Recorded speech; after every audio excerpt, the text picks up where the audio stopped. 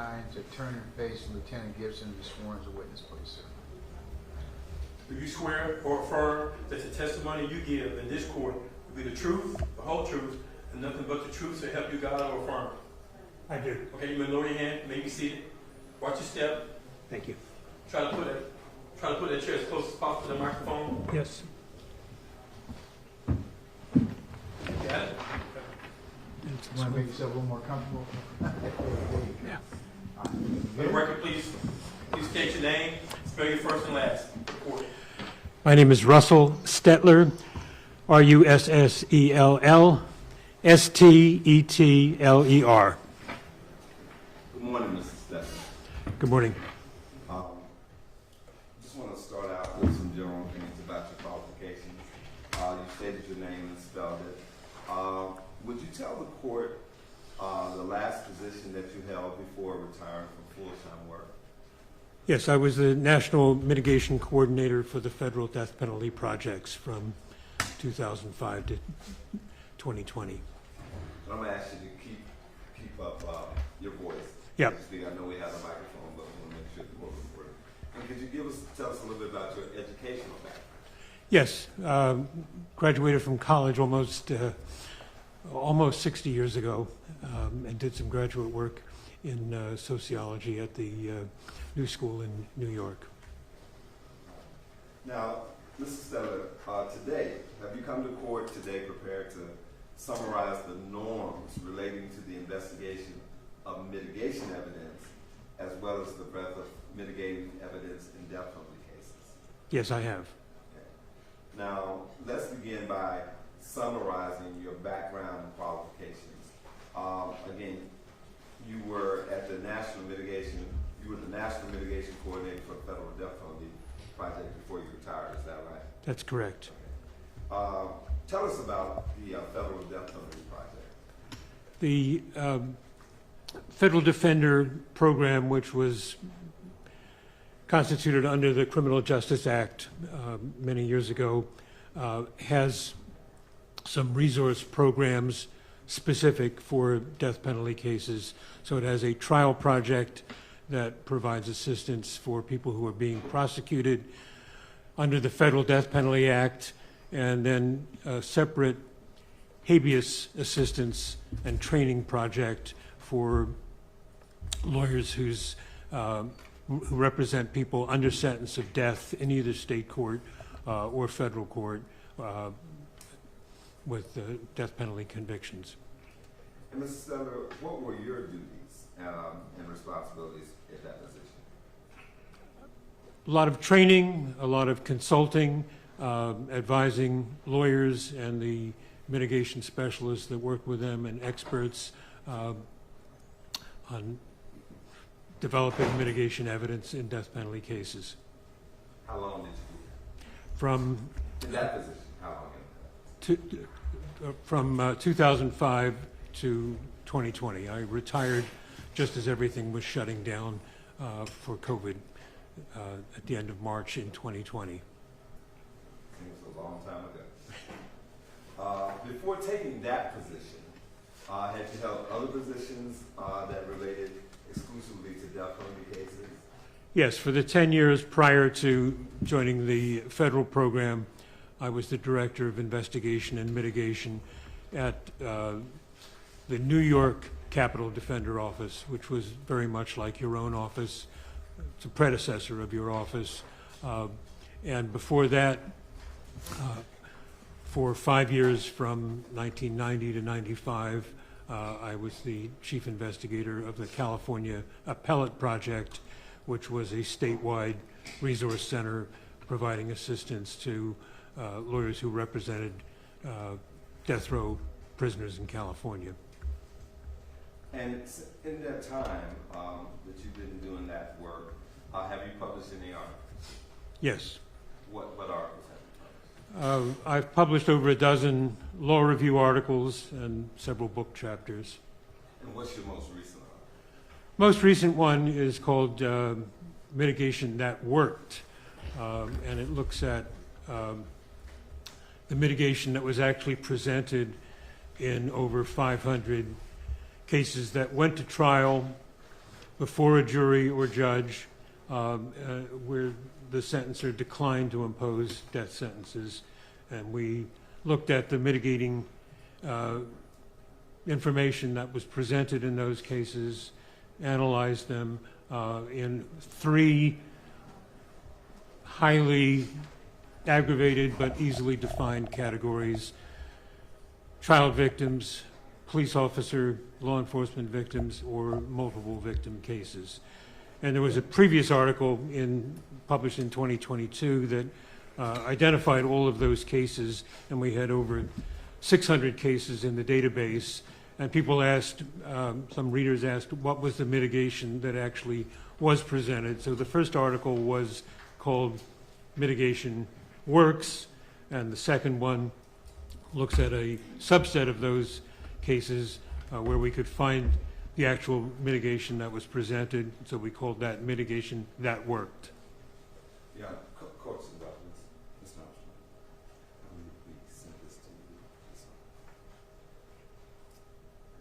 says articles in there. Okay. Your Honor, may I approach, please? You may, sir. Mr. Sadler, I'm going to show you what's been marked for this hearing as Defense Exhibit 1. Would you take a look at these documents, please?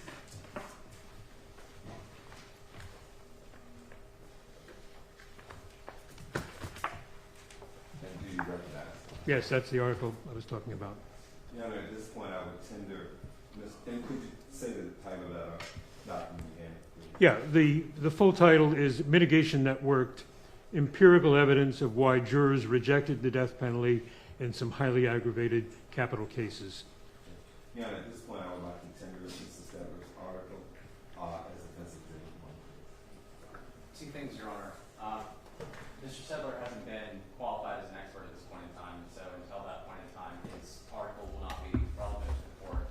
But number 2, I just wanted to point out, I think the defense was doing a different type of evidence identification, where yesterday it was 2 dash things. Was there supposed to be a different number included in this? Well, it's a different date, so, but Oh, okay. we can, I mean, how? Oh, no, I just wanted to make sure that wasn't. The nomenclature has to start over every day. Okay. So that's fine. But you had, Mr. Yes. Armstrong, do you want to bother the witness? I do not. Are you going to offer him as an expert? Yes, Your Honor. All right, I'm going to sustain the state's objection so far, so until you qualify. Okay? Yes. All right. So, when did you first begin working on death penalty cases, Mr. Sadler? 1980. And where was that and in what capacity? In California, I was in a private office, so I was privately retained to investigate cases in general. About 100 of them were murder cases, and a couple dozen, maybe up to a third, were death penalty cases. Now- Mostly at trial and a few in post-conviction. Now, are there training programs that you taken part in that focus on mitigation, investigation, and death penalty cases? And when I say that you're taking part of, I mean that you conducted the training. Yes. Could you tell us about that? Yeah, in California, where I was working at the beginning of my career, we had an annual capital case defense seminar that began even before I was doing this work in 1978, normally held in Monterey, California, sometimes is held in San Diego. Started out as a small seminar and it's now grown to over 1,000 people, up to 1,500, and it's become more of a national program. It runs on the President's Day weekend from Friday night through midday Monday, and it has an assortment of presentations, both plenary presentations and assorted simultaneous small group workshops. So it's got a big menu of sessions to choose from. Many of them are devoted to mitigation. That was sort of where I learned my ABCs of death penalty cases. In addition, the NAACP Legal Defense Fund, for a long time, since the 80s, has held an invitation-only death penalty training program, where they invite people from all of the jurisdictions that have the death penalty, small number of people from each jurisdiction to sort of share their experiences. And that tries to keep the standards up to the same level wherever people are practicing. The biggest public defender organization, the National Legal Aid and Defender Association, also in the 1980s began a program called Life in the Balance, and that anybody can attend. That's different from the Legal Defense Fund. And they do 2 days of litigation, 2 days of mitigation, and then in the 90s, the National Association of Criminal Defense Lawyers also began a program called Making the Case for Life, and that has a strong mitigation component as well. And, Bless you. and roughly since 1990, how many of these trainings would you say that you have conducted or been a faculty in? I've been a member of the faculty on over 450. And were these trainings national, local, regional in scope? All of the above. What about death penalty trainings here in Georgia? You know, I looked at my records, and I've done a couple of dozen programs in Georgia. Some of them were national programs that just chose to locate in Atlanta, and others were organized by your office in its early days, or the Fulton County Public Defender that preceded it. Have you been a part of any United States government?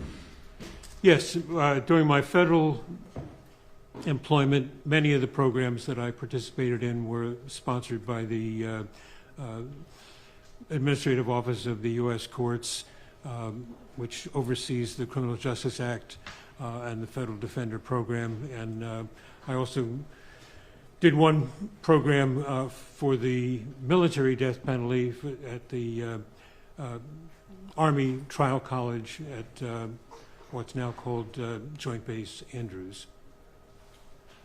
Now, are interviewing skills important in mitigation investigation?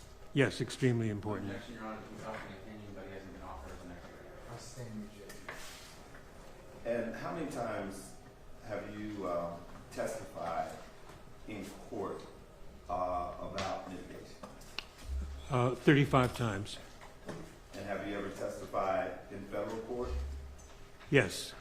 And when you testified, were you admitted as an expert in those 35 times? Yes. And was it in federal court and state court? Yes, both. Has any court ever not found you to be qualified as an expert in mitigation, investigation, and the standards relating thereto? No. Has your testimony been cited by any courts? Yes. Could you tell us? 3 federal courts cited my testimony in the Northern District of Iowa. Judge Bennett cited it in a federal habeas case. In the Western District of Louisiana, Judge Brady cited again in a federal habeas corpus case. In the District of Wyoming, Judge Johnson cited my testimony again in a federal habeas case. And then a couple of state court cases. There was a federal habeas case that was sent back to state court for fact development, evidence development, and that was in Washoe, W-A-S-H-O-E County, Nevada, before Judge Polaha, P-O-L-A-H-A, and he cited my testimony in granting post-conviction relief. And then I testified once in Dallas, Texas, in a pretrial case where my testimony was cited by Judge Cruzo, C-R-E-U-Z-O-T. He's no longer a judge, but he's now the elected district attorney of Dallas County. Thank you. Your Honor, at this point, I would like to tender Mr. Stetler as an expert in the investigation and presentation of mitigation evidence and death penalty. No objection. I will designate Yeah, Dr. Sadler as an expert in the area of mitigation. Yes, you may approach someone else. Thank you. Just also, just want to, I showed you what had been marked as Defense Exhibit 1. Again, would you identify that document? Yes. That's the most recent article that I spoke of. The full title is Mitigation That Worked, Empirical Evidence of Why Jurors Rejected the Death Penalty in Some Highly Aggravated Capital Cases. And I have two co-authors. So I'm the principal author along with Maria McLaughlin and Susan Garvey. Published in Hofstra Law Review this year. 2025. Yes. And at this point, I'm going to show you what's been marked for identification as Defense Exhibit 2.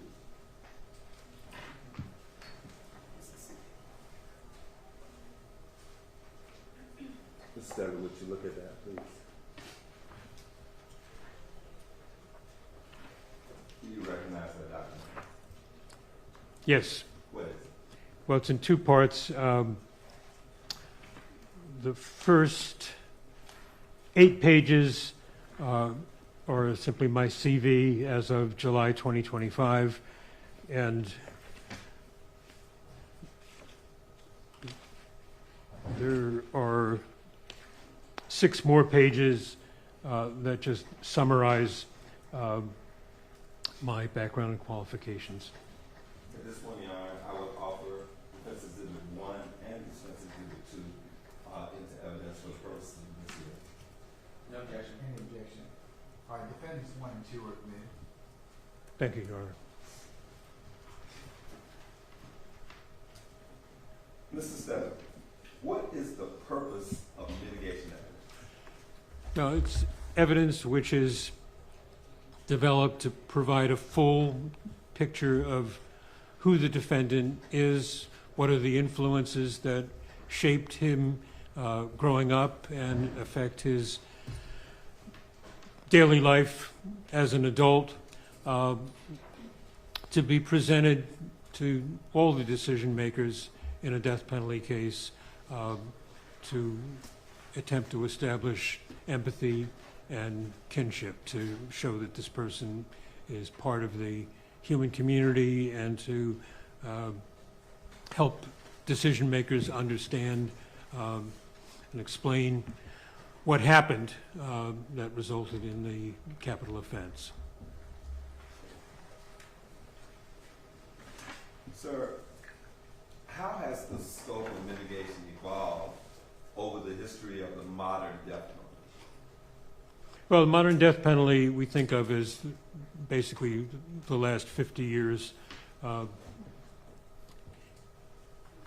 United States Supreme Court had found all the old death penalty statutes violated the Constitution because of arbitrary, capricious, sometimes discriminatory results. That was in 1972. Many states, including Georgia, immediately responded with new statutes, and those were tested in the Supreme Court in 1976. And the bottom line on those 1976 cases was that the states that had chosen the route of a mandatory automatic death sentence for a narrow category of crimes were found still to violate the Constitution, but those that provided guidance to jurors, bifurcated proceedings, automatic appeals, like Georgia's, were approved. But there had to be individualized sentencing. No matter how heinous the crime, there was no case that automatically mandated that a death penalty should be imposed. So that was the decisions of 1976.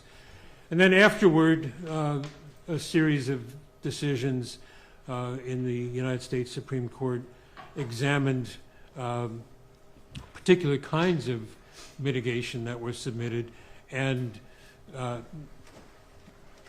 broadened or recognized the need for breadth in mitigation information. In 1978, the case of Sandra Lockett versus Ohio talked about the importance of the defendant's background, character, and record, as well as the circumstances of the offense. A few years after that, 1982, the Monty Eddings case, Eddings, out of Oklahoma, involved a 16-year-old young man who had admitted killing a highway patrol officer, and the Supreme Court was not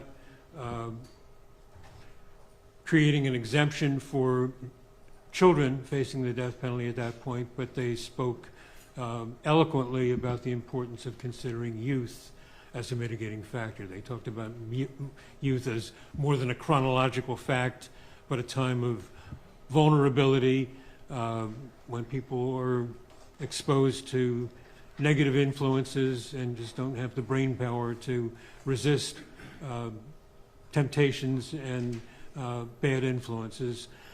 After that, 1986, in South Carolina, the case of Ronald Skipper, the trial lawyers attempted to introduce evidence about Mr. Skipper's good behavior and adjustment in jail, and the judge kept it out, saying, "Oh, that's not relevant to his culpability when he committed the crime." And the Supreme Court said, well, that's true. It doesn't relate to his culpability at the time of the crime, but it's important evidence that the jury should hear as a rebuttal to future dangerousness arguments, and because it's another reason why they may want to sentence someone to a severe sentence less than death. Go ahead a few years, and we have case out of Texas in the 2000s, Tenard, T-E-N-A-R-D, versus Dretke, D-R-E-T-K-E, where the court reminded the Texas courts that there doesn't have to be a connection between mitigation evidence and the crime. They said, for example, a broken brain, intellectual impairment of any kind, not just what qualifies you for the exemption for intellectual disability, but let's say you're functioning a little better than the intellectual disability exclusion under Atkins versus Virginia, but intellectual disability of any kind is a disadvantage in life and something which is inherently mitigating. So court says we've never said that mitigation has to be directly connected to the behavior at the moment of the capital crime. And of course the big categorical exemptions were also in the 21st century, the Atkins versus Virginia, which created an exemption for people with intellectual disability, then known as mental retardation, and a few years later, Roper v. Simmons, which created an exemption for people whose crimes were committed prior to age 18. Mr. Stetler, you spent about 10 years writing about the importance of understanding the scope of mitigation. In your most recent article, you talk about mitigation being dimensional rather than categorical. Can you explain that for us, please? Yes, mitigation doesn't fit into neat little boxes. They're often not just a and or yes-no decision.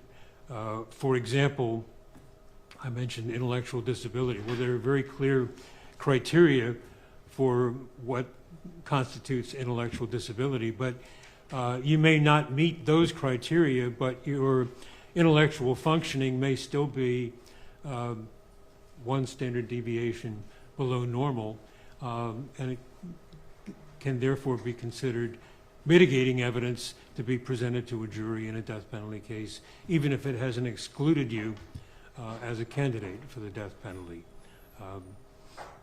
Similarly with youth, the bright line was drawn at age 18, but A lot of the evidence that was presented in that litigation showed that juvenile brain development continues into the early 20s, so youth broadly is an important mitigating factor, even if it doesn't meet the criteria for exclusion.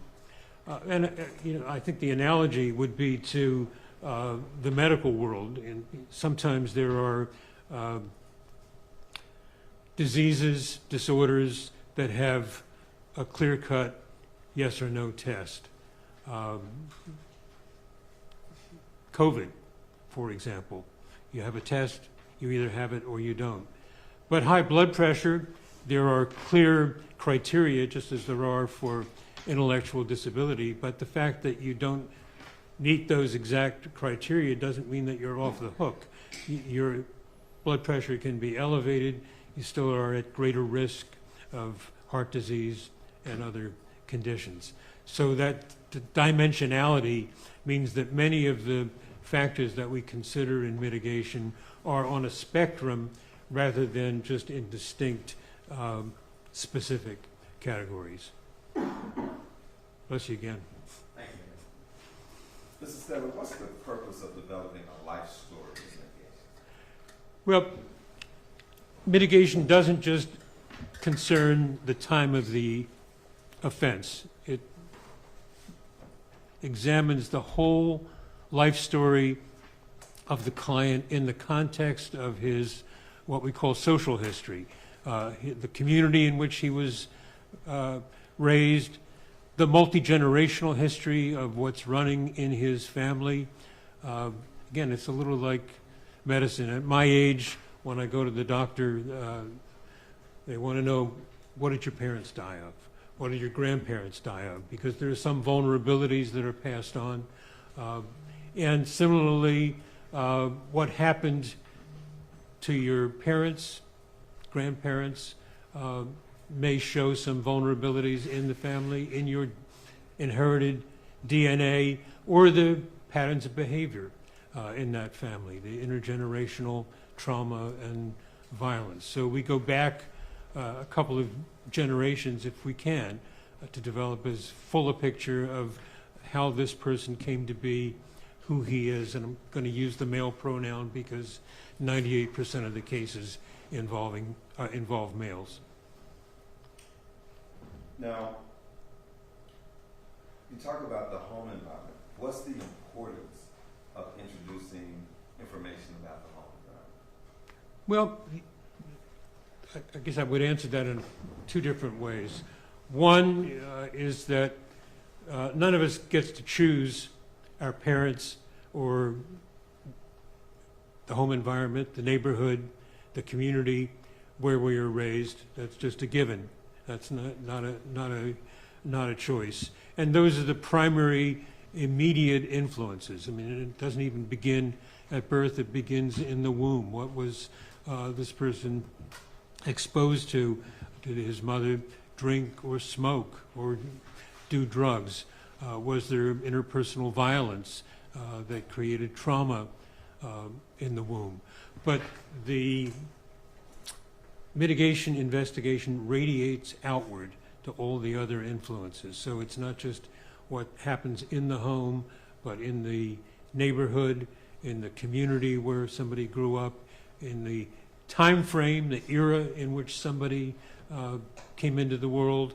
So all of that is part of the social history that we think of.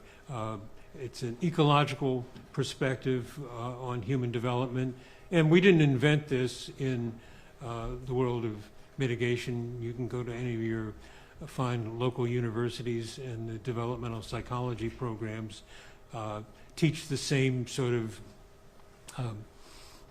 analysis of the factors that influence somebody as they grow up. And does this information, gathering the information, include what has happened to, let's just say, defendant's siblings or people who live with them in that particular home? Yes, absolutely. Why is that? Well, it's often necessary for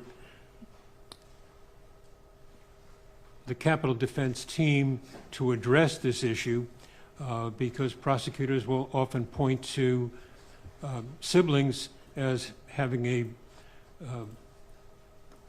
an upstanding life, a good job, better education, and so forth, and they wanted an explanation of why is your client different, what influenced him differently, and that's a very important issue to study. And it is, again, it's not just the capital defense community that has examined that issue.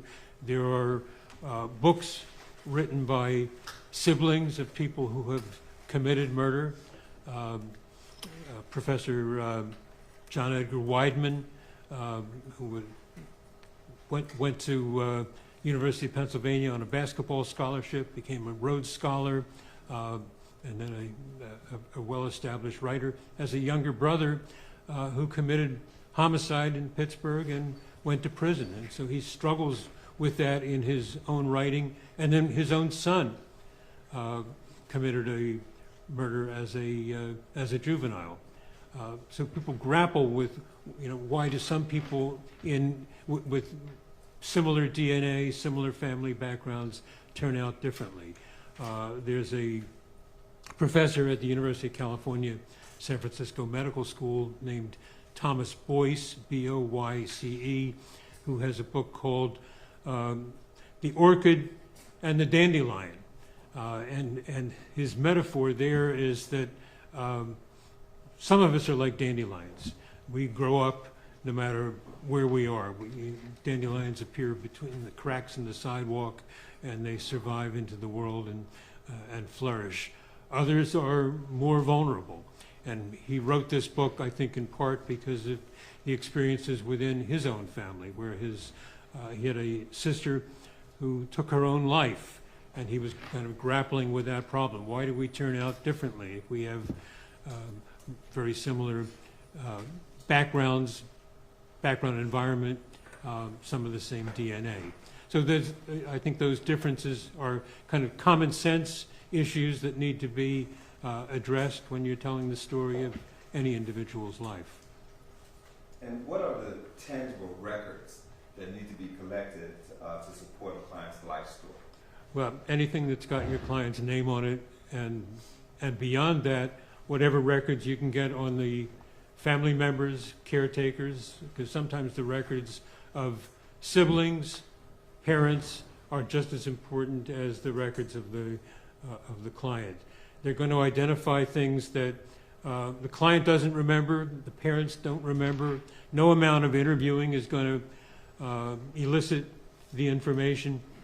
A good example is from a case where the United States Supreme Court looked at the records of a caseworker in Virginia, and it's the case of Terry Williams versus Virginia.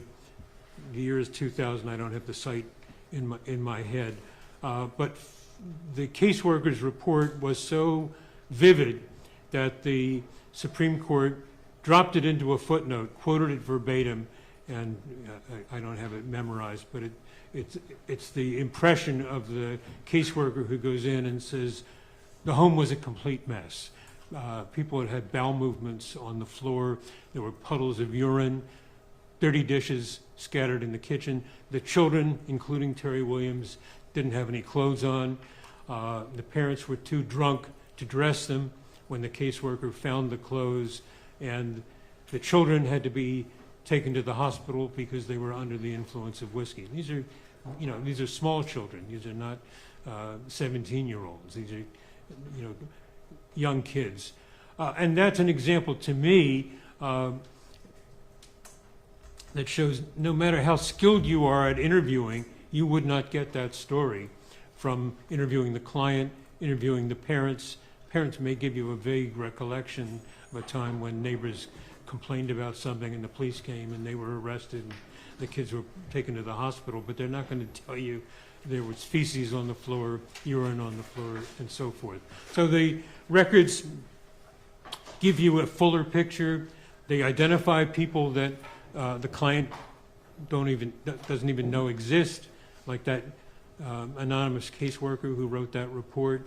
And they're also very helpful for when you are interviewing your client, interviewing family members, because they give you hard dates, where the family was living at a particular time, what school client was attending in 5th grade, and so forth. So they provide what I think of as a skeletal architecture of the client's life. And then the interviews that we do, we usually flesh that out.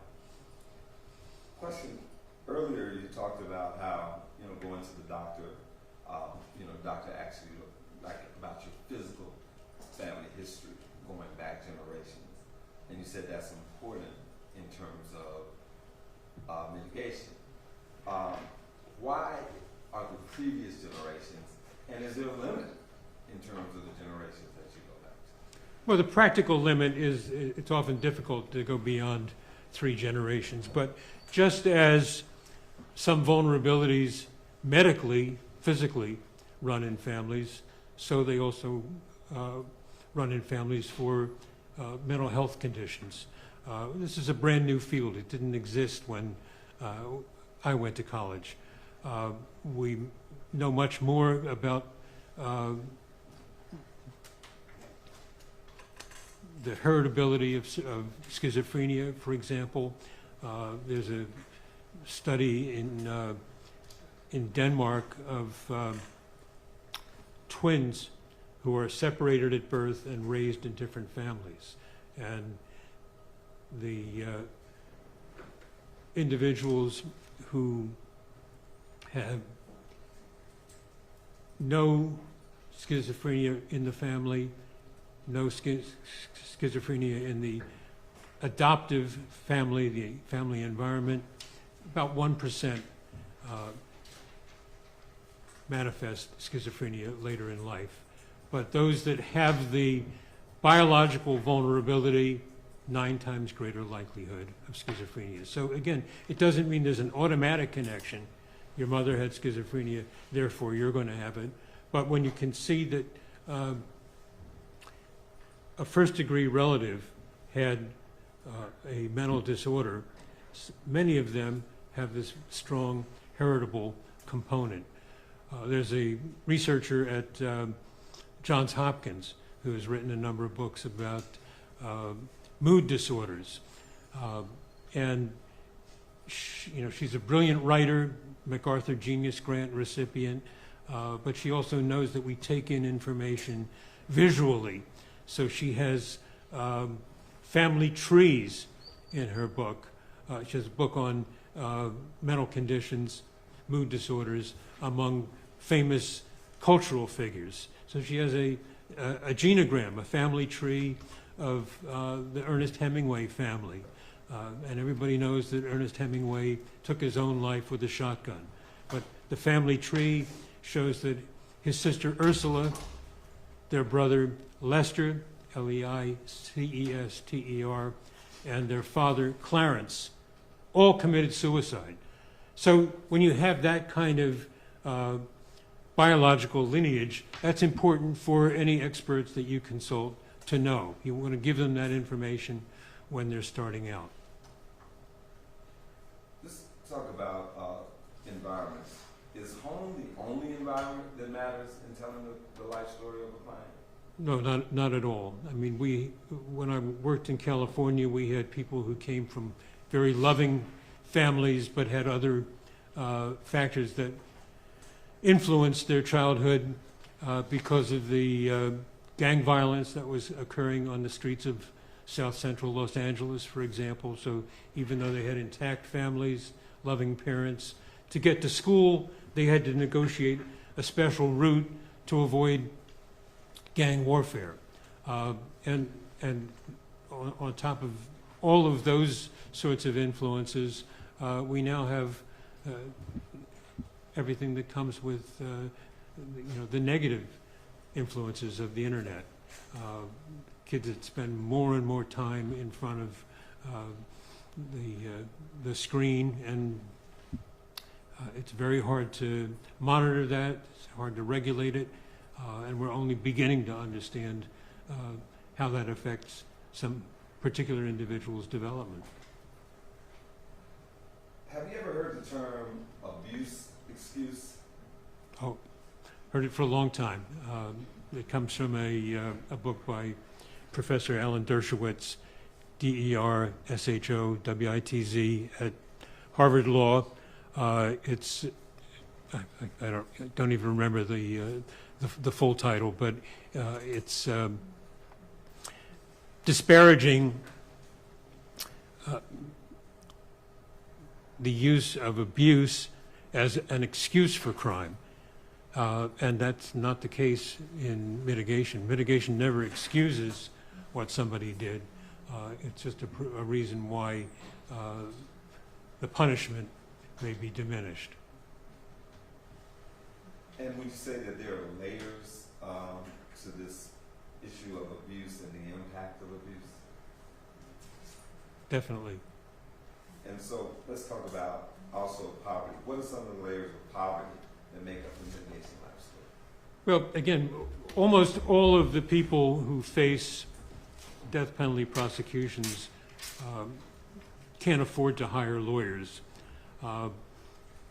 But before that, poverty affects health care, nutrition, which neighborhood the family is going to live in, what learning opportunities there are in the home. Are there books in the home? What kind of education did the parents have? So the word poverty doesn't mean much since it covers just about everybody in the client population. But when you drill down and see how it affected an individual's life, then we begin to see its importance. And you talked somewhat about mental illness, intellectual disability. What are, and of course you talked about the brain development, and of course with that could possibly be brain damage. What are some of the contributing factors to brain damage as you've come to learn in your experience in your work? Objection, Your Honor. I think this goes beyond the scope of the expertise. He's asking what contributes to brain damage rather than asking questions on mitigation.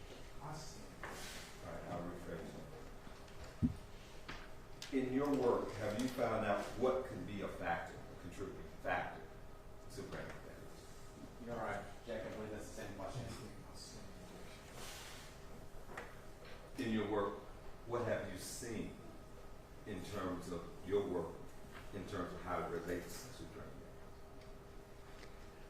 damage? Well, let me answer that in a couple of ways. I think we have learned that brain development in utero, in the womb, is very important. And the brain can be damaged by neurotoxins in the mother's environment, smoking, drinking. You see the warnings on alcohol and cigarettes. We also see trauma in the womb can affect the brain, but neurotoxins, that is things in the environment that an individual can be exposed to in their early years up through adolescence. The brain keeps changing, keeps developing, and again, the district attorney is correct. I don't claim expertise on neuroscience, but what I do know is that neuroscience has changed during the course of my career. What we know about the brain used to be what we learned at autopsy or what we learned accidentally in brain surgery. Now we have all these techniques for looking at the brain in real time with scans. So we know a lot more about how long this maturation process occurs, and that's much of the scientific literature that was submitted to get the exemption for people under the age of 18 in the Roper v. Simmons case. And Mr. Stedler, the factors you just referenced as affecting brain damage, brain development in terms of what you've learned over your years of experience, are those factors also consistent with trauma? Yes, yes, absolutely. Mr. Stedler, what does early life history matter as mitigation? Well, it's when the individual is most vulnerable, not making any choices, living in a world that is foisted on him. And it's a time when there's the greatest vulnerability in terms of brain development, physical development. It's defining the world for the individual. And have you ever heard the term free will? Oh, yes. Could you compare and contrast the whole free will concept with what you just have stated? Well, I think the classic comparison is an extreme one, which says every choice we make in life is a free choice, versus there are some scientists that are completely deterministic, that say everything is just neurons firing and we're not making any choices. I don't subscribe to that. But I do think the choices that we're able to make are limited by all the factors in our early development, whether we're going to be able to get a good education, whether we're going to be able to choose to get an education, to choose to go to college. All of those are limited by where we fall in terms of the environment, in terms of the DNA. So the things that I've talked about in terms of development are things that limit our choices later in life. Would it be fair to say that bad early childhood experiences can and will impact the adult choices that we make or a client may make, even though folks are exercising what we call free will? Yes, that's restating what I've said. And in terms of those bad childhood experiences or trauma, why is it important to thoroughly explore or look at a person's experience with treatment programs or facilities? Well, I should have mentioned treatment programs as something affected by poverty, for example. You may not get any treatment. You may not be diagnosed for a disorder because your family is poor and they're not psychologically minded and don't appreciate that maybe you should be evaluated. But the quality of the treatment program is also an important factor. Did somebody get an effective treatment program? Was there an accurate diagnosis of what was needed, and was the treatment appropriate and thorough, and did the treatment get its course completed? So institutional failure is another way of describing something that we look for in mitigation. If somebody was treated for drugs or alcohol, for example, did they go to AA? Did they go to some other treatment program? For how long? Was it effective? That's all part of the life story that we would want to look at. I want to move into talking about looking at mitigation through all sides of the defendant, all sides of the client. Are there other aspects, other sides of the client in their mitigation that are particularly mitigating? Well, I guess what I would say in response to that is, again, we don't want a deterministic picture that says inevitably this client was doomed to end up as a capital defendant. We want to show the hopeful parts of the client's life, the things with which all of us can identify, that, you know, the moments of opportunity that might have made a difference if only he hadn't changed schools or hadn't lost an important family member. And we want to show the positive things. The fact that, you know, when I talked about institutional failure, the fact that somebody went to AA for 16 sessions shows that they were trying, they were struggling. They wanted to overcome an addiction. And it diminishes the sort of mechanistic view that this person is an addict. It's somebody who was struggling with that problem. And so we look for the positive things too, because mitigation is about empathy, it's about kinship, it's recognizing somebody whose shoes we could be in, as opposed to somebody who's just different from us. Born bad, got worse,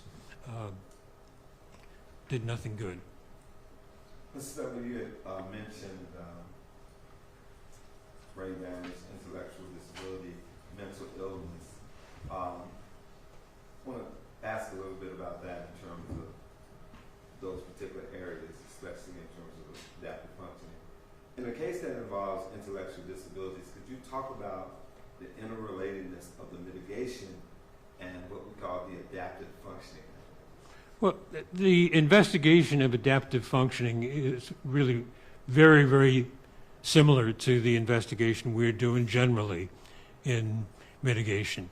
Adaptive functioning covers how is this person coping with the world. And it's become much more important in intellectual disability cases than the IQ score. In the early years of the intellectual disability exemption, people were very much focused on scores and things that affected the error of measurement and norms obsolescence and so forth. But how somebody navigates the world, the social, practical, conceptual abilities, how somebody performed in school, how somebody learned to play football and follow all the cues that he needed to follow. All of those things are part of the important criteria for establishing intellectual disability, but they're also reasons for empathy, whether you meet the criteria for intellectual disability and exemption from the death penalty or not. And you might have said, what are the areas, the domains of adaptive functioning that could be presented? Well, for an Atkins case, an intellectual disability case, you need deficits in one of three areas: conceptual, practical, or social. And that there used to be 15 different categories, and they kind of compressed them all into those three. And most people are going to have problems in school, but some of them may have fewer problems in school, but more practical problems. They just can't learn how to cook, how to form relationships, how to navigate the world, how to change buses, what to do when the bus routes change. So there are all different kinds of things that we look at that are again, part of whether the person is functioning at a normal level. Are these similar or the same type of mitigation that one would present even if the client was not intellectually disabled? Oh, absolutely. You know, we had a case where the client had an IQ in the 80s, let's say 85. So it was, and this was, I think, this was before the Atkins case had even been decided. But we knew when you had a report from the school that your client was, that your child was functioning at this level, that was a lifelong condition. It was going to affect academic performance, vocational choices.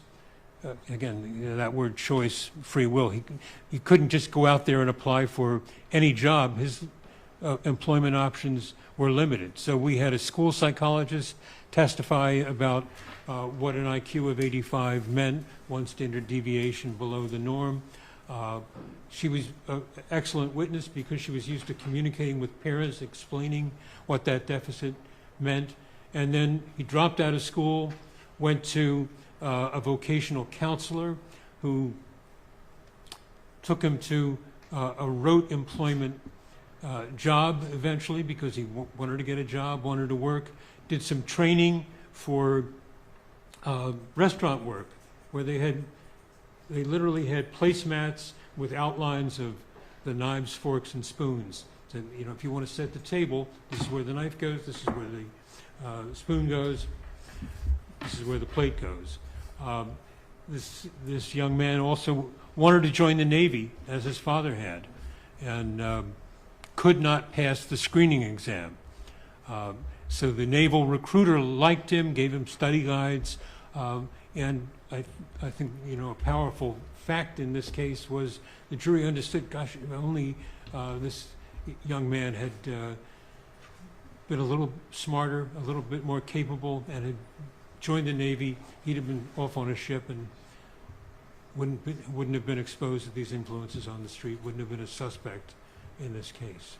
So all of those things are things that are part of that mitigation picture. And I want to just kind of follow up on that. Is that an example of where adaptive functioning is relevant, not just in intellectual disability cases, but in cases where folks aren't intellectual? Yes, absolutely. Of course, it does.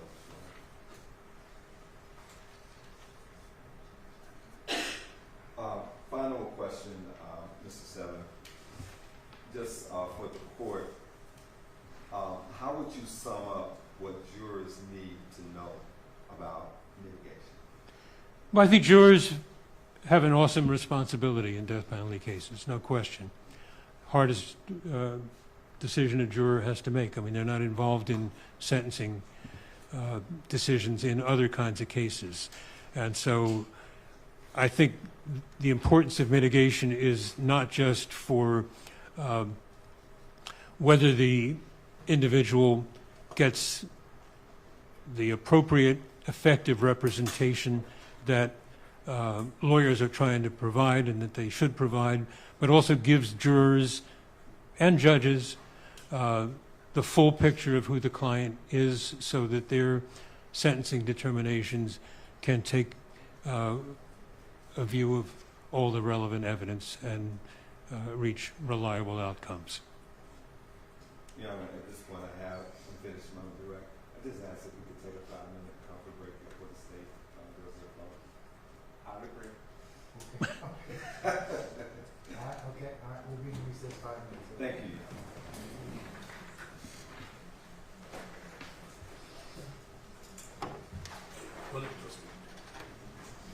You know, let's talk a little about the water. Let me see if I can send that.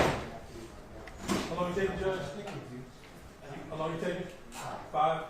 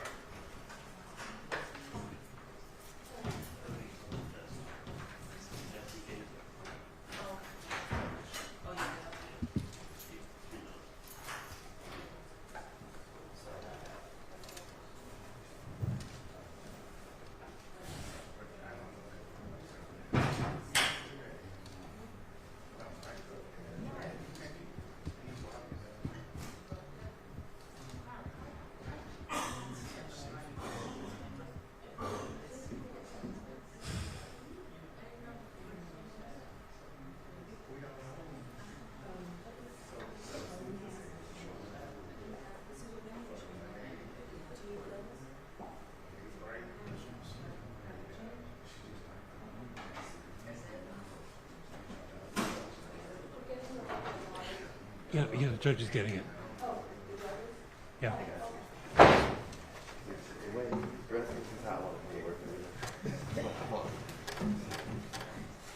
For the comfort or for the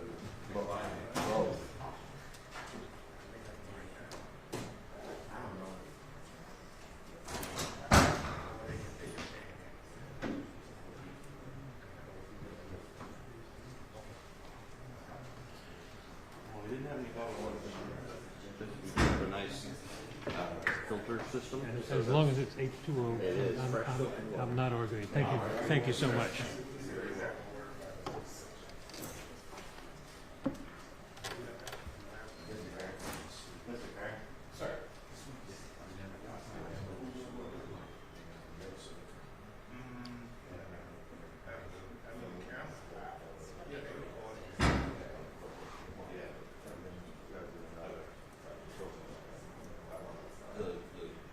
Video camera.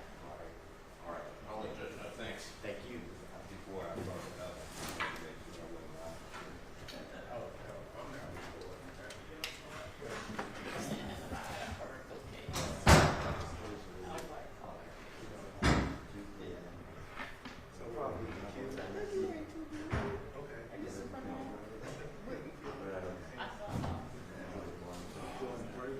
Yes, sir.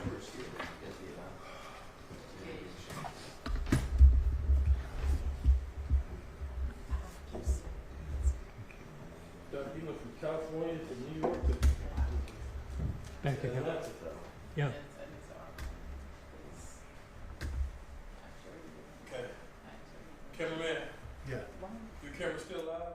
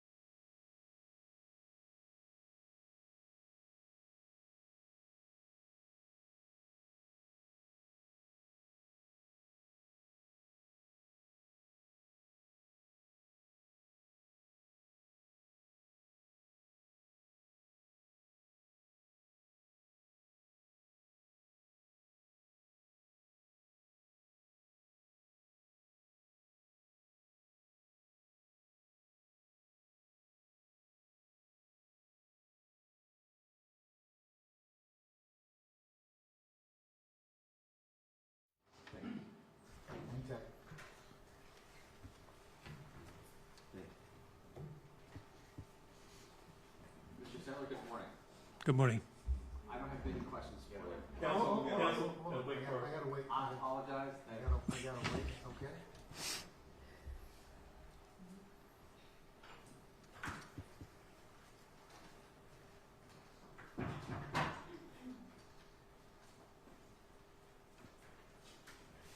All right, okay. May it please the court, All right. Kevin Armstrong, Sean, go ahead. I will mention that I began one question, but everybody interrupted me because the defendant was not here. I say that for the defendant's benefit. Okay, all right. So, I think it's now afternoon. Not quite. Not quite. Different clocks. Sorry. How are you, Mr. Sullivan? I'm well, thank you. I'm good. I have just a few questions for you. You testified as to the purpose of mitigation evidence to provide the decision makers with the full picture to help them make their decisions, correct? Yes, Your experience has been from the standpoint of advocacy from the defense side, correct? exactly. So trying to give a fuller picture in the hopes that the defendant would receive a lesser sentence, correct? Yes, that's correct. Okay. In that vein, when you were referring to the purposes of a life story, you were referring to the negatives that come with an ecological perspective and what might happen that are negative in a person's life, correct? Yes, And so potentially presenting the absence of those negatives would be bad mitigation evidence, potentially. I think there are too many negatives in this sentence. Yeah, I understand. If you were to present a life story that omitted those negatives, that might be counterproductive from a mitigation standpoint, correct? If you were to tell a jury this person had a wonderful upbringing, this person had no gang influence, this person had no deficits in their nutrition and things of that nature, that might not be good mitigation evidence, correct? Might not, but it could be very positive information about the individual that shows that what... No,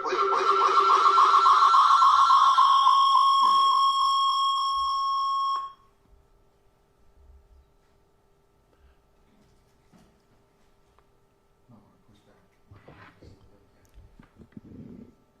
Try again. If you could repeat your answer, please. I'll try. I think if one had only positive experiences, it would just be a different kind of mitigation presentation then. I think you would then probably be arguing what an aberration the crime was in an otherwise, well-adjusted life.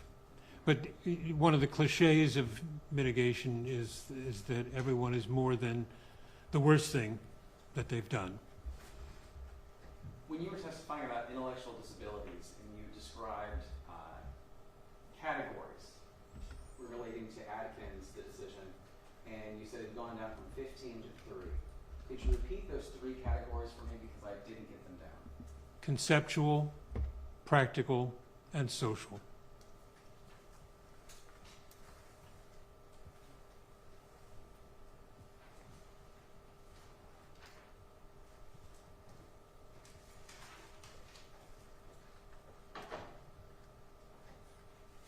No further questions, Your Honor. Any redirect? No, you. All right. And Dr. Sadler, be permanently or temporarily excused for purpose of the motion.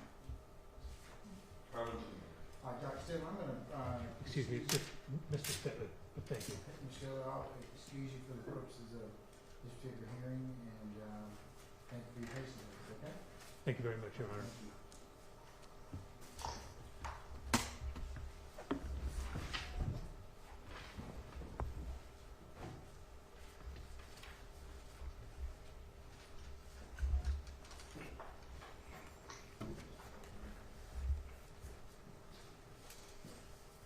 May it please the court.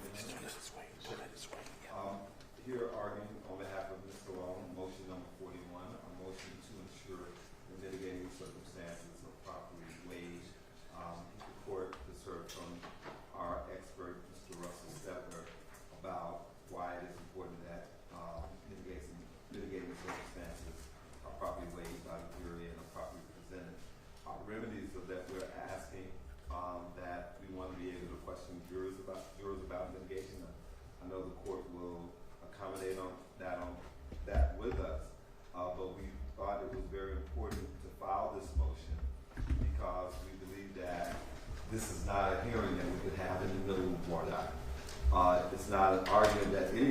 think, want to have in the middle of our lives as to how relevant is Mr. Long's life story.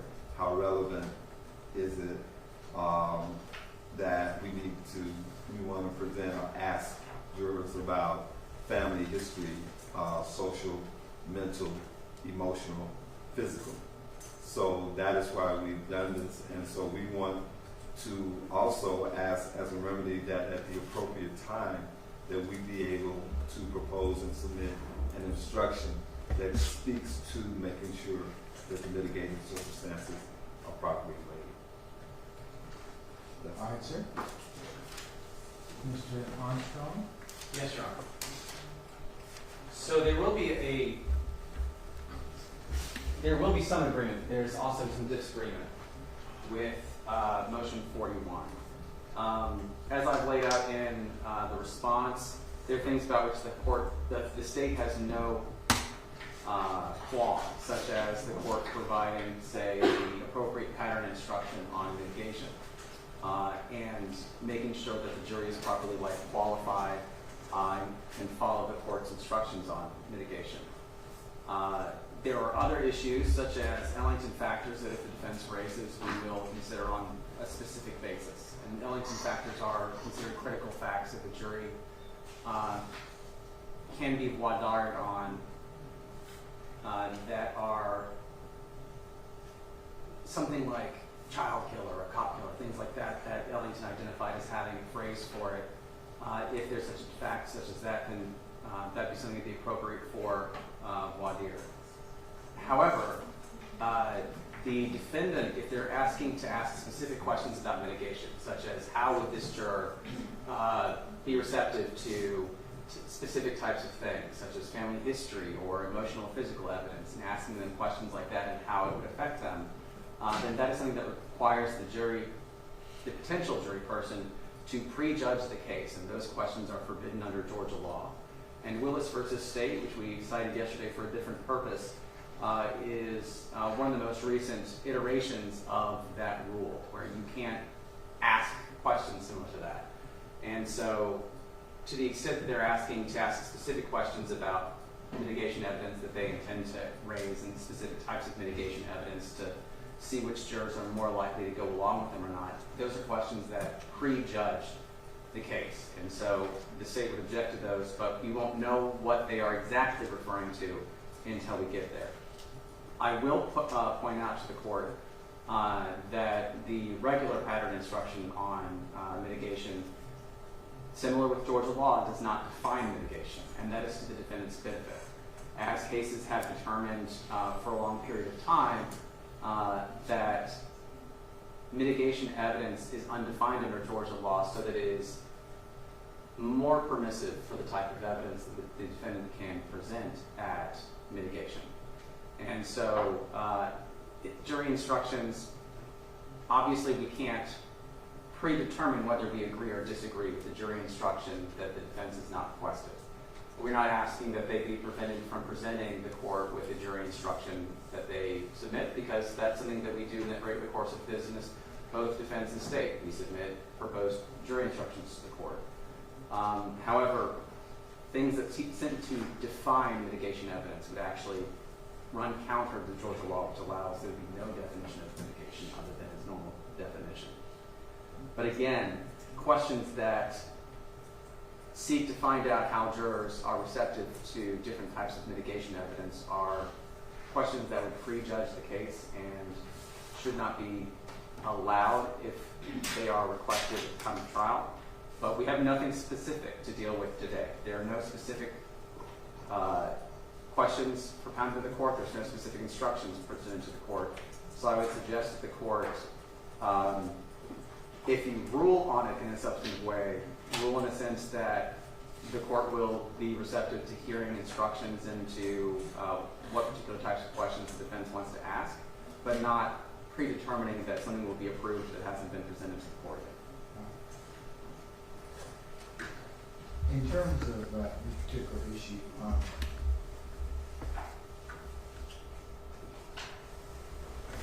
the defense motion is to mitigate circumstances. There are a couple of things that come to the court's mind. Ms. Bell and Mr. Lamar, you'll be able to submit what our questions that you think are appropriate and proper. I do agree with Mr. Anderson. You cannot ask questions that ask the jury to prejudge the case. I understand how important mitigation evidence is, but there's a time and place for it. So, not to say that I will not permit you to present mitigation evidence, but I'd ask you to follow the law in terms of those questions that are acceptable for the purposes of voir dire. In terms of an instruction, if it should get to that point, and I'll consider any lawful instructions to include the pattern instructions that are based upon what evidence is presented in this case.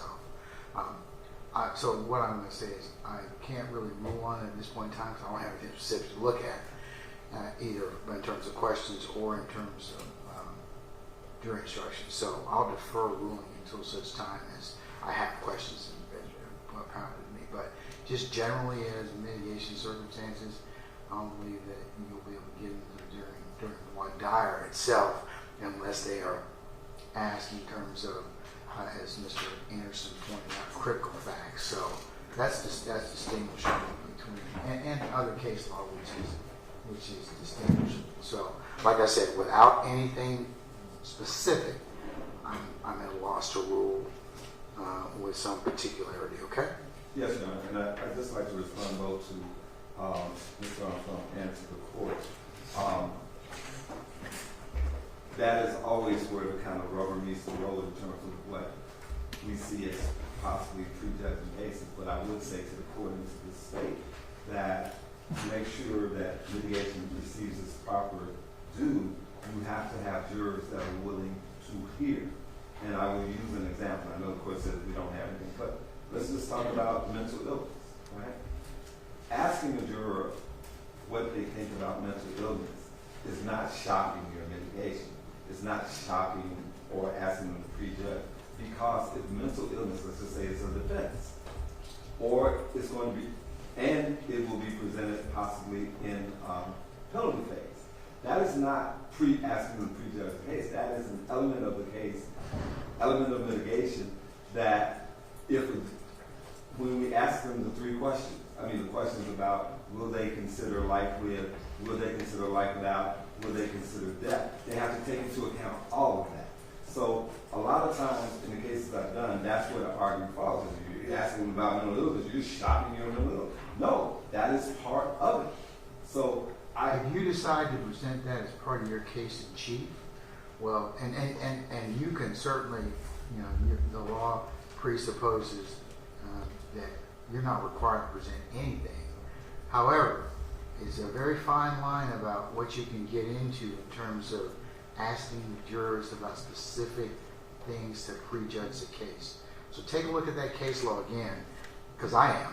right. And I'm going to look at it in terms of whether or not it can be asked or not. So, that's the only thing I can guarantee that I'll do at this point without anything more.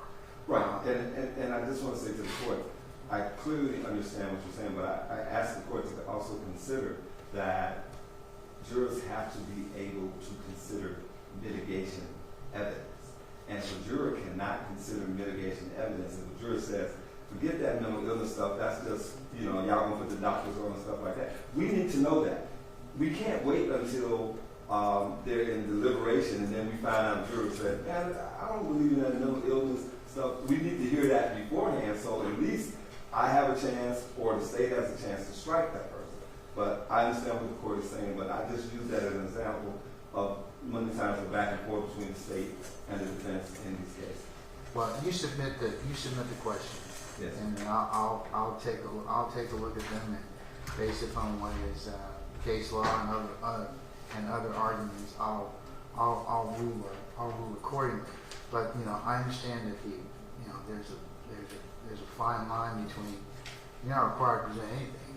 So, but then again, on the other hand, there are other issues if you try and insert things that that might be in violation of case law, okay? So I gotta take a look at it, to be honest. There's no way I can rule on it quite yet. Very well. I can't at this point. So, all right? Okay. All right, folks, the hour's 10 after 12. I'm gonna take some lunch, and we'll come back at 1:10. So, Mr. Anderson and Mr. Armstrong and Mr. Lamar, if you all prepare a super board, just saying that I will consider, in terms of mitigation evidence number Yes, sir. 41, I'll just take, without looking at the specific questions you're going to ask, I can't kind of look at it in context, okay? And the other thing I also want to say that I will take a look at whatever and your instructions as appropriate to ensure we come down to that and determine that based upon the facts and evidence that's in the case, okay? Yes, sir. All right. Okay, so when we come back, we'll take up some other motions that we'll take up today. I think that's the only one you have that has evidence, has testimony, correct? Correct. Okay, all right. Before we go off, folks from the AJC, you got, I should say from Channel 2, you got to cut your camera off when we are not in court, okay? Okay. Okay, because you can't film anybody else or anything that's going on in the courtroom, okay? Just want to remind you about that, because we did see, somebody told me, they called me, said the camera was on, okay? All right. Well, we're recording. All right, that's the only thing else I have. So we'll see each other at 1:10, okay? All right, we're recessed.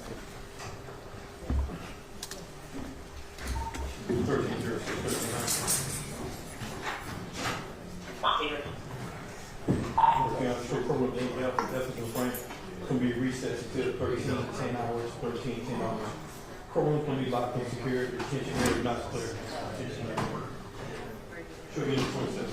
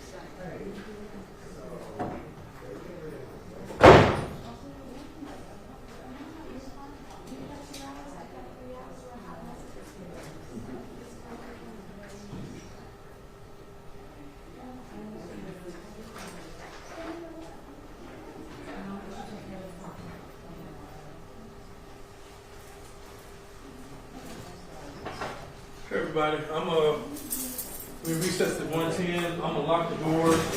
I'll be back about 1 o'clock. Okay. I'll lock the door. Be back at 1. Okay. You're welcome. We're gonna break down. Somebody called him too. Somebody Dennis called me and I got in trouble. Yeah.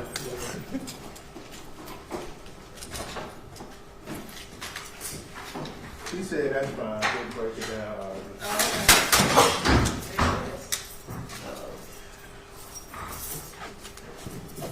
Can I grab my mic? Yeah, go ahead and grab your mic real quick. Unlock this door. All right, y'all, I'm gonna grab some of these real quick. All right. Y'all good? Yeah. Okay. Everything we needed. Okay. Yeah, you got the key to the door, so y'all good.